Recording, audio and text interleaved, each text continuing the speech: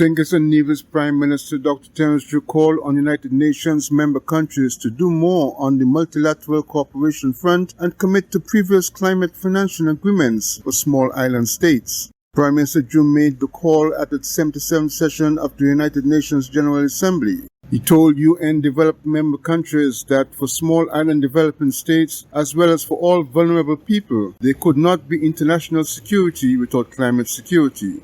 According to Dr. Drew, the time is now to act on the climate-related issues affecting small island developing states, calling on the developed countries to honor the commitments made in a previous climate conference to enable vulnerable countries to address climate-related issues. I humbly urge countries to honor the financial commitments made before the COP26 to double contribution to adaptation financing by 2025.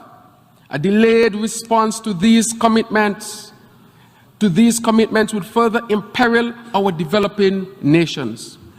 Climate financing, resiliency, and environmental conservation must be integrated into national development policies and must be at the forefront of our global development agenda.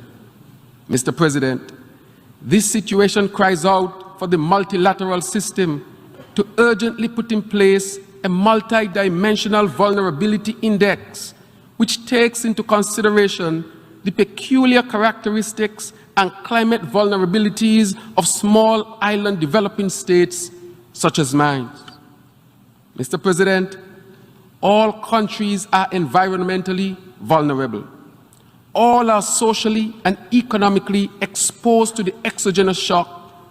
But in the climate challenge, tourism-dependent countries in the Caribbean Sea during several consecutive months of every year run the real risk of a wipeout event. Surely this warrants special consideration.